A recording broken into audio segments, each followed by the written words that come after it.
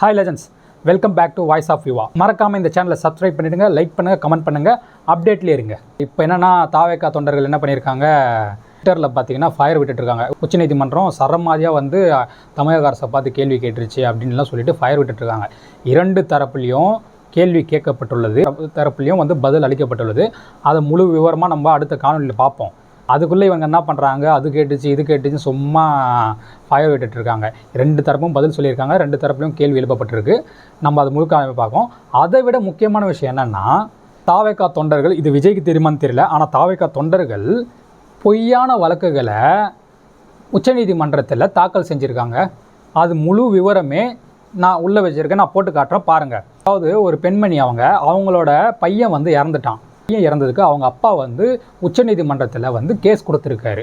ஆனால் இந்த விஷயம் அவங்க அம்மாவுக்கு தெரியாது. அவங்க அம்மா கிட்ட போய் கேட்டால் என்ன சொல்கிறாங்க, இதுமாதிரி தெரியுமா, சிபிஐ கேஸுக்கு மாற்ற சொல்லி உங்கள் பையனுக்கு நீதி வேணும்னு சொல்லிட்டு உங்கள் ஹஸ்பண்ட் வந்து சிபிஐக்கு மாற்ற சொல்லி கேட்டிருக்காரு, உங்களுக்கு இந்த விஷயம் தெரியுமான்னு கேட்டால் அவங்க என்ன சொல்கிறாங்க, எனக்கு தெரியாது, இவருக்கும் என் பையனுக்கும் சம்மந்தமே இல்லை. ஏன்னா இவர் வந்து என்னை விட்டு போய் 2023 என்னை விட்டு போயிட்டார், அவருக்கும் என் பையனுக்கும் சம்மந்தமே இல்லை.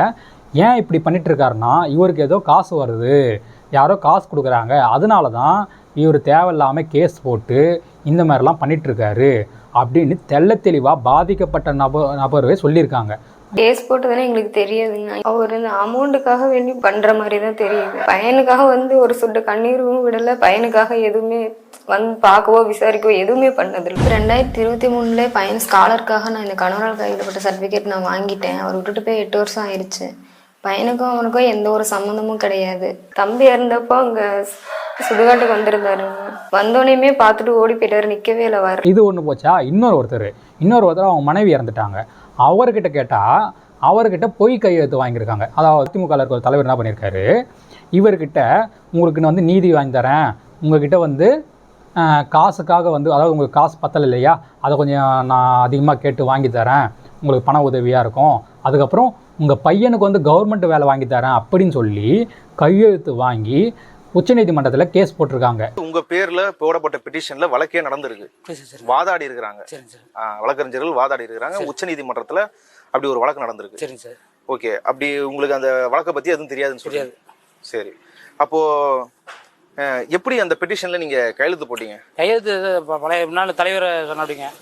புரியல. முன்னாள் தலைவர் பெட்டிஷன் ஒரு கையெழுத்து போட சொன்ன அப்படிங்க. என்ன முன்னாள் தலைவர்? முன்னாள் தலைவர் பாலகிருஷ்ணன் என்ன தலைவர்? ஊராட்சி தலைவர் இருந்தாரு. ஓகே, அதனால அது கையெழுத்து போட சொன்ன அப்படிங்க. ஓகே. பாலகிருஷ்ணன் என்ன கட்சியில இருக்காரு? ரெட்டல அதிமுகங்களா? ரெட்டல வந்து ஓகே ஓகே ஓகே இருக்கு அப்படிங்க. ஆனா கையெழுத்து போட சொன்ன அப்படிங்க. நானும் அது என்னன்னு கையெழுத்து போட்டேன். போட்டு மாக்கி நைட்டு கொஞ்சம் தூக்கம் வரலைங்க, கொஞ்சம் கன்ஃபியூஸா ஆயிடுச்சு. நான் என்னன்னு சொல்லி கையெழுத்து வாங்கினாங்க? கையெழுத்து போட சொன்னாங்க, சரின்னு போட்டுங்க. நானும் ஏதான் போட்டேன். நைட்டு கொஞ்சம் ஒட்டா இருந்துச்சு, பதட்டமா இருந்துச்சு, என்னன்னு தெரியல, ஏதாச்சும் கொண்டு சும்மா ஏதாவது செக்க வச்சுருமோ பதட்டம் வந்துருச்சு. பதட்டம் வந்தாலும் காலங்காட்டி ஃபோன் பண்ணேன். தான் நான் ஃபோன் பண்ணது. ஃபோன் பண்ணி இது மாதிரி அந்த இது கொடுத்தீங்களா, கொடுத்துங்க, தேசிய விலங்கு திறன் விட்டுறாதீங்க, நானே மனைவி தூக்கத்தில் இருக்கிறேன் அப்படின்னா. இல்லை, மாதிரி பையனுக்கு வேலை சமாசமா உங்களுக்கு அமௌண்ட் இதாக இருக்கனால கொஞ்சம் பற்றாக்குறைக்கு நாங்கள் இப்போ கேட்டு போராடுறோம் அப்படின்னு சொன்னாங்க. பையனா உங்களோட பையனுக்கா? என்னோட பையனுக்கு, பெரியவனுக்கு வேலை, அரசு வேலை, நிவாரண பணம் அதிகமாக தர்றதுக்காக, இது ரெண்டுக்காக தான் சொல்லி என்கிட்ட வாங்கினாங்க. ஆமாங்க, நானே ஒரு சில இருக்கேன், சொல்லி மாட்டா சொல்லாதீங்க அப்படின்னு அந்த காலையில் ஃபோன் பண்ணேன். அது போய் கேட்டால், என்னங்க இது மாதிரி பண்ணியிருக்காங்க, உங்களுக்கு தெரியுமா, அவங்க மூவி மனசோட தான் போட்டிங்கன்னு கேட்டால், எனக்கு தெரியாதுங்க, எனக்கு பையனுக்கு வேலை வாங்கி தரேன்னு சொல்லி ஏமாற்றி என்கிட்ட வந்து கையெழுத்து வாங்கிட்டு போயிட்டு அவங்க கேஸ் போட்டிருக்காங்க. இப்போ கேஸ் நடந்து வாதாடி முடிச்சிட்டாங்க. ஆனால் இவருக்கு தெரியாது. ஆனால் இவர் தான் கேஸ் போட்டதாக வந்து அவங்க போய் உச்சநீதிமன்றத்தை சொல்லியிருக்காங்க. பார்த்துங்க, தாவேகா தொண்டர்கள் எந்த அளவுக்கு இந்த 41 குடும்பம் பாதிக்கப்பட்டிருக்குன்னா அதை எந்த அளவுக்கு கேவலமான அரசியலை யார் பண்ணுறதுன்னு பாருங்கள். தமிழக அரசு கேவலமான அரசியல் வந்து தான் இந்த தாவேகா தலைவர்கள், தாவேகா தொண்டர்கள் இவங்க வந்து கேவலமான அரசியல் பண்ணுறாங்க. இவங்க ஒன்றும் ஆட்சிக்கும் வரலை, இவங்க ஒரு எலெக்ஷனில் கூட நிற்கலை, அதுக்குள்ளேயுமே இவங்க என்ன பண்ண ஆரம்பிச்சிட்டாங்க, கீழ்த்தனமான அரசியலை பண்ண ஆரம்பிச்சிட்டாங்க. இவங்க ஆட்சிக்கு வந்தால் அப்போது எந்த மாதிரியான கீழ்த்தனமான அரசியல்லாம் இன்னும் பண்ணுவாங்கன்றதை நீங்களே யோசிச்சு பாருங்களேன். இப்போவே எப்படின்னா இவங்க போக எப்படி இருப்பாங்க. இவர் பாருங்கள், பாதிக்கப்பட்ட மக்களை இவர் பார்க்கணுன்னா இவருக்கு வந்து ப்ளஸ் செக்யூரிட்டி, அதாவது இந்தளவுக்கு செக்யூரிட்டி வேணுமா, அப்போ தான் வந்து பாதிக்கப்பட்ட மக்களையே பார்ப்பாராம். ஏங்க பாதிக்கப்பட்ட மக்களை பார்க்கறதுக்கே அவங்களுக்கு வந்து இந்த மாதிரி நீங்கள் ரூல்ஸ் போட்டுக்கிட்டு அந்த மாதிரி பண்ணிட்டு இருந்தீங்கன்னா, அப்போ நார்மலாக என்ன மாதிரி ஆளுங்கள்லாம் உங்களை பார்க்கணுன்னா ஜன்மத்தில் முடியாது போலுகுது.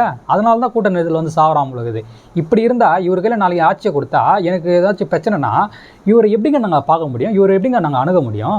இவர் இப்போவே இப்படி பண்ணிக்கிட்டு இருந்தாருன்னா இவர் போக போக என்னெல்லாம் பண்ணுவார்? நீங்கள் ஃபஸ்ட்டு அரசியல் கற்றுக்குங்க, அப்புறம் அரசியல் பண்ணுங்கள். நீங்கள் சினிமா மைண்ட் செட்லேயே இருக்கீங்க தவிர அதை விட்டு அரசியலுக்கு வரமாட்டீங்க. அரசியல் வேறு, சினிமா வேறு. அதை புரிஞ்சுக்கிட்டு அவங்க தொண்டர்கள் தகுந்த முறையில் போனாங்கன்னா வெற்றியை நோக்கி போவாங்க.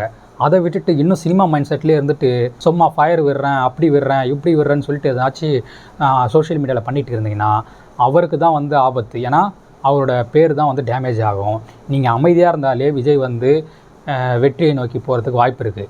நீங்கள் வாயை வச்சுக்கிட்டு சும்மா இல்லாமல் அணில் குஞ்சுங்கள் என்னென்னமோ பண்ணுறதால தான் அவர் வந்து அதர பாதாளத்துக்கு போய் கொண்டிருக்கார். இதை புரிஞ்சுக்கிட்டு தெளிவாக நடந்துக்குங்க. இதே போல் அடுத்த வீடியோவில் பார்ப்போம். பாய்.